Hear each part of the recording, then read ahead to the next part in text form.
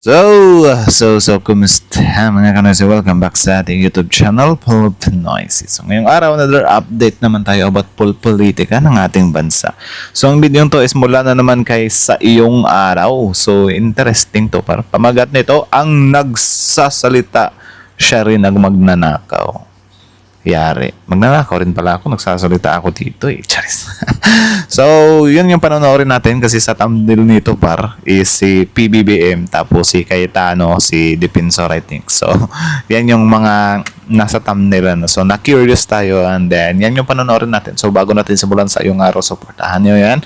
Tapos, syempre, kung trip nyo ng mga ganitong reaction video may kasama kayo manood, huwag nyo na rin kalimutang supportahan yung YouTube channel natin, Pilipinoysi. So, mga kanoysi, hindi na natin ito patatagalin pa.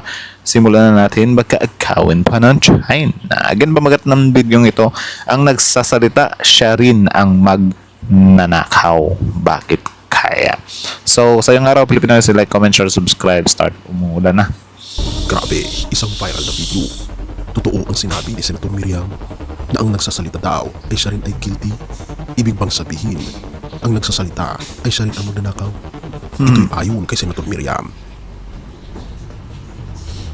Alright. Sorry, Senator Martin. After the hearing, mabaho na yung deny. Hindi na mabaho pa si Nabubuhol na si Senator Martin. Sasabihin niyo po ang salita. Senator Marcos, mabaho pa siya. Senator Cayetano, sandali lang po. Dapat tiyak mo muna sa ulo mo. Tiyak po yung ninakaw ng Marcos sa Pilipinas. Tiyak mo. As a people, no, hindi ako nag-finger point na, as a people, we're all guilty from vote buying, to cheating, to stealing, to lying. Wow! Hindi mo na dapat ginawa. Ibinagmamalaki mo pa. Guilty daw lahat. Well, ang pangit pakinggan kapag galing mismo sa mga politiko na guilty yung lahat ng politiko sa vote buying. Ewan ko kung rinig nyo, umulan dito eh. Pero siguro kung sa taong bayan like us, aware naman tayo dyan na yung vote buying na yan is talamak talaga yan. Diba? May mga ano pa yan sila mga purok-purok leader ata. Diba? So, walang sisita kasi dyan kasi syempre, yun nga, involved, mga mayors, mga nasa government, di ba? So, walang sisita. Pero, sobrang pangit lang na sa politician din mismo nang galing, di ba? Diba? Pansin ko sa Senado, hindi naman pala mahirap na ipunin ang pera ng gobyerno. Ang problema lang natin, sa bansa natin ito, ay unang, ang nagsasalita, yun din ang magnanakaw. Alam mo ba yung pakiramdam na habang nagsasalita ang isang politiko, parang may tinatama? Tsaka ano din pala, wala namang problema siguro sa, sa vote buying kung pera mismo nila yung ginagamit. Di ba? Pero kung pera ng taong bayan, yun yung problema. Di ba? Kasi yun nga, magugulat ka na lang. Politician siya, buong buhay niya nagsiserve siya as politician. Tapos kapag nanalo na siya, wagas siya kung gumastos para sa pagtakbo, di ba? Tapos konti lang yung sahod. Yari. Pero teka, baka hindi mo alam, dati pa itong sinabi ni Senator Miriam Defensor Santiago. Sabi niya, ang pinakamalakas mag-akusa, siya ang pinakamarumi. Ang problema lang natin, sa bansa natin ito, ay unang, ang nagsasalita, yun din ang magnanakaw. Marami ang natawa noon. Yun lang. Marami rin ang nainis. Pero hindi lahat nakakaintindi kung gaano kalalim yung binitawan niyang salita. Noong ipinagtanggol ni Senator Miriam, si Ferdinand Bongbong Marcos Jr., ang dati niyang estudyante, ang tinuring niyang pambato ng katinuan, marami ang kumontra. Pero habang ipinagtatanggol niya ito, may binunyag siyang mas masakit na ang sabi niya na ang tunay na magnanakaw daw ay yung ginagamit ang pera ng bayan para sirain ang kalaban. Pakinggan natin ito. As a people, no, hindi ako nag-finger point na, as a people, we're all guilty from vote buying, to cheating, to stealing, to lying. Diba? Pansin ko sa Senado, hindi naman pala mahirap na ipunin ang pera ng gobyerno. Ang problema lang natin, sa bansa natin ito, ay unang, ang nagsasalita, yun din ang magnanakaw.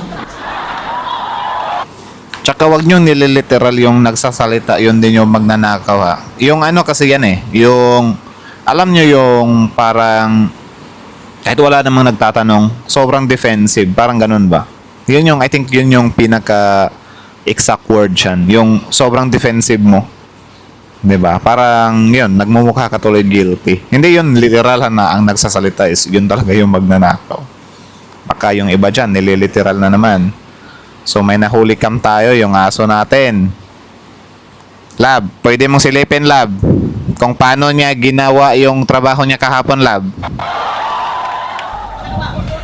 Pag nagsasalita sila, kumalinaban sila sa graft and corruption.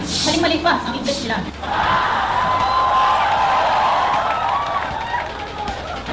Pangatlo, ninanakaw nilang pera ng gobyerno. Para, Yun lang. Pag nakuha nila lahat ng pera, ibibili nila uli ng boto ng taong bayan. At ang lahat, wala nang katapusan ang pagnakaw ng ating pera. This must stop. Doon nagsimula ang gulo. Mga 'Di ba? Yun yung pinaka problema. 'Di ba? Sila Manny Pacquiao, for example, bilyonaryo sila. Reasonable yung pag-vote buying nila or hindi ka duda-duda yung Manny Pacquiao bars. 'Di ba? So, yeah, pero yun nga, hindi din talaga sinasuggest dapat yung vote buying, di ba? Kasi sobrang pangit din naman talaga nun. Kasi parang nawawala yung fairness ng pag-vote. Kasi supposed to be yung pagtakbo, iboboto ka ng taong bayan based sa track record or based sa kung anong klaseng tao ka, paano ka mamumuno. Hindi dahil sa pera, di ba? So, yeah. nagroon, kilala, makapangyarihan, malalakas sumigaw ng anti-korupsyon, pero sa likod, nagnanakaw Lab, pala. lantawa ang usalab. Nagpalit ng administrasyon. Lantawa ang Nagpalit ng usa. mukha ang mga politiko. Nahulikam. Akala ng taong bayan nagbago ng ihip ng hangin.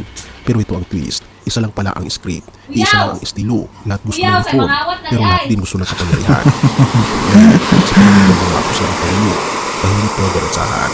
Pero kung titignan mo ng mas malalim, halata, tinutupad niya yung sinimulan ni Senator Miriam. Hindi ito tungkol sa pangalan, hindi ito tungkol sa partido. Ito yung laban ni Miriam noon na hindi natapos. Ang laban kontra sa mga pretentious politicians na ginagawang negosyo ang politika. Pag antibiotic, pandesal, ang nanakawin mo, sigurado huli ka. Pero pag nagnakaw ka ng malaki, magiging congressman ka. Pag mas malaki ninakaw mo, magiging senador ka. Pag barkada mo sinapoles, siyempre sinapoles, i-clear ka, barkada mo siya, di ba? Magiging vice president ka. I was just wondering, kasi sinasabi ni Senator Alan, pagka malaking inakaw mo, maging congressman, mas malaki maging senador. Is that how he became congressman? Is that how he became senator? That's not how I became congressman. It's not how I became senator. Well, mga kababayan, alam kong sa Europe nag-aral si Senator Bongbong kahit peke yung diploma. Pero, Nakala siguro ni Alan kasi uubra yung mga ganyan-ganyan niya. Ewan ko kung pero parang ginagaya niya kasi yung estilo ni FPRRD.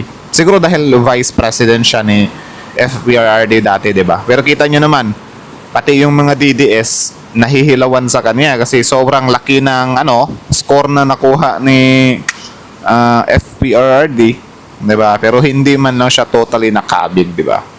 So pati mga DDS nahihilawan din sa kanya. Alright. Nabubuol na si Senator Alan sa sarili niya mga salita. Senator Marcos, makapago pa siya sa Dapat iyakin mo muna sa ulo. Iyak ko yung ninakaw ng Marcos sa Pilipinas. Iyak ko. Tanungin natin ang ating mga sarili. Kung buhay pa ba si Miriam ngayon, ano kaya ang sasabihin niya? Marahil sasabihin niya, at last, the student is finishing the lesson.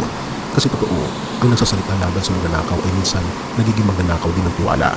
Pero ang taong tahimik na gumagawa, siya ang tunay na kalaban ng korupsyon.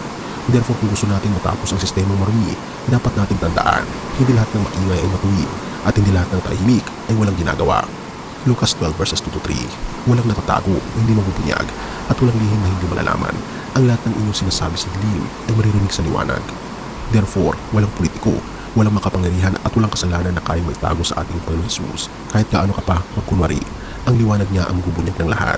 Si Senator Miriam ay nagsalita ng katotohanan noon, pero ang ating Panginoon Jesus, siya mismo ang katotohanan. John 14 verse 6, Ako ang daan, ang katotohanan at ang buhay. At ngayong panahong, puno ng kasinungalingan at pagkukunwari, siya lang ang pamantayan ng katapatan. Siya lang ang makapaglilinis ng gobyerno, hindi sa pamamagitan ng galit, pero sa pamamagitan ng righteousness at katotohanan. Ang laban kontra korupsyon ay hindi lang laban sa sistema. Ito ay laban ng liwanag laban sa dilim. At kung totoo ang sinabi ni Miriam na ang nagsasalita ay siya rin magnanakaw, therefore, panahon na para ang ating Panginoon Kristo ang magsalita sa ating mga puso. Kasi ang tunay na pagbabago ay nagsisimula hindi sa kongreso, kundi sa konsensya, hindi sa batas, kundi sa puso na binago ng ating Panginoon Kristo. Lumapit tayo sa Kanya at damin natin at mararanasan natin ang pagbabago. Purihin ang Tama, ating tama. Diyos at tayo manalangin. So, yun lang naman. So, kita nyo naman yan. So, parang dito pala, pinakita ni sa yung araw kung yung mga diskartihan or I think pinatatamaan or natamaan, 'di ba, si Alan Peter Cayetano doon sa mga pinagsasabi ni late former Senator Miriam Defensor Santiago, 'di ba? So, alam naman natin na yung taong yun talaga is no doubt talaga sobrang class talaga, 'di ba? Like kahit sino senador itapat mo doon, parang hindi uubra sa taong yun eh. Diba? So yun, parang naanalisan niya si Alan Cayetano nang hindi sinasadya. Parang ganon yung yung nangyari, 'di ba? So, yun nga, wag niyo na lang ding literalin yung yung ang nagsasalita is siya yung magnanakaw, kasi yung meaning naman ata dyan is kung sino yung pinaka-defensive, or yung iba kasi parang wala, nagsasalita lang, nagpapasikat lang, di ba? Wala siyang, parang walang laman, ganun. Di ba? So, kita nyo naman yun. Natawa lang din ako sa part na yun na parang inamin niya di ba, na lahat daw ng politician guilty or whatsoever. Di ba? Sobrang funny lang din na inamin or sa bibig niya mismo nang galing, di ba? So, hayaan na lang niya siguro. Kasi kung aminin niya din parang nawawala din yung parang alam niyo yung mali na nga, parang ninonormalize mo palalo. Di ba? Na imbes na ang gawin mo, ikaw as a politician, hanapan mo ng way paano matigil yan. Parang ninonormalize mo na lang na lahat naman tayo dito guilty sa vote buying. Nakakatawa lang, di ba? Nakakatawa lang na inamin. Ewan ko kung siguro na corner na siya sa part na yon. Pero yun nga, nakakatawa lang. Nakakatawa lang na aminin mo yung mga ganyang bagay. Kasi yun nga, kung sariling pera mo, wala kang siguro wala kang problema sa wala kang malalabag. Hindi, I think may malalabag kang batas pero parang yung kasalanan mo hindi siya gaanong mabigat over sa yung ginagamit mong pang vote buying is galing mismo sa pera ng taong bayan, diba? Kaya nga tayo nagsususpecha tayo. Or siguro sa part na yan parang diyan din nakakalimot yung taong bayan sa ginagawang pagnanakaw ng mga politician, yung may natatanggap sila. Yung tao kasi kapag especially yung mga hirap na hirap, kapag nakakatanggap sila ng 1,000 pesos from that politician, wala tinitingnan nila tinitingnan nila yun as utang na loob. Pero kung tutusin, kung galing sa nakaw yung pera na yun, hindi yun mula sa utang na loob, galing yun sa kaban ng taong bayan. Di ba? Wala ka dapat ipagpasalamat doon.